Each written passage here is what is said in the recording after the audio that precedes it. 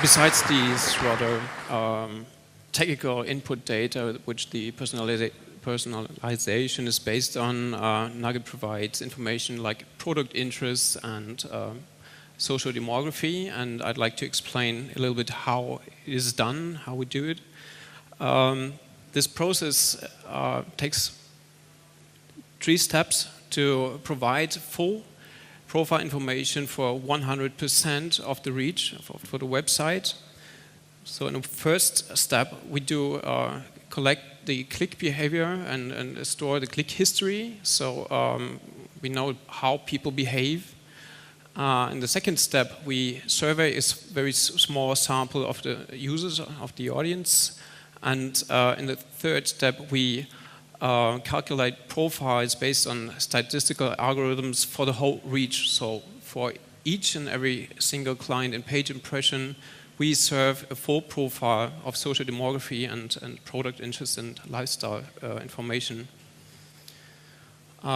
This is just a chart which reflects a little bit on how we do it for our core business. Nugget is predictive behavior targeting provider for delivering ads on websites, but we're talking about content targeting today, so why not using the same information as social demography and product interests in order to have a back-end information to base these content personalization on. So content targeting 2.0 is basically just the same. It uses the click history on one hand and the survey data and combines these and predicts for every single user a profile information. We have here like a content targeting profile that this client has a sports affinity, has a high income, is interested in body care products and wellness products, for example. So we can make use of these information in order to adapt the content of the website. What kind of data do we use? Okay.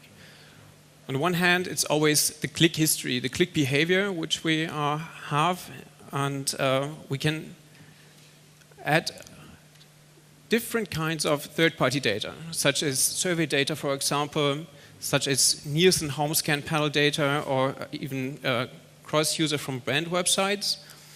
And for ad delivery, we can focus or deliver target groups which relate to certain campaign goals, like increasing click rates or conversion rates, or addressing brand impacts to the people that have, for example, a high brand affinity.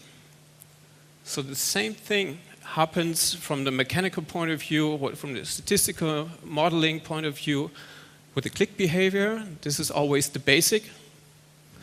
And we add third-party data like CRM data or survey data or surf behavior from brand websites. And we can achieve by this a better user experience, more effective selling, higher conversion rates, or more stickiness on the websites, as having more page impressions per client and a longer duration on the website.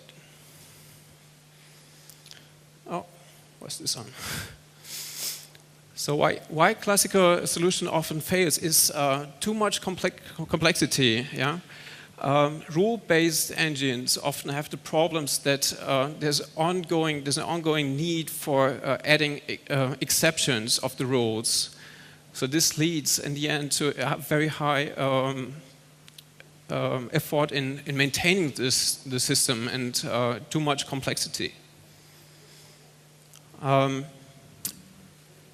Personalization system that we require user involvement often end up with negative experience from the user because they don't want to maintain it. It's proven that users don't want to adjust their settings. And the third point is a lack of serendipity. With the Nugget predictive behavior targeting, we can even provide information about product affinities, even if there's no channel that is corresponding to this product. So because it's a predictive approach. So all these data can be used to adapt website content. And just one word, and we will finish quickly. Sorry that we have stressed the timeline a little bit. It's always hard to press it in so little minutes. It's not a technological problem mainly to create an adaptive website. It's mostly an architectural and conceptual challenge. A few of those challenges you will see listed here on the screen.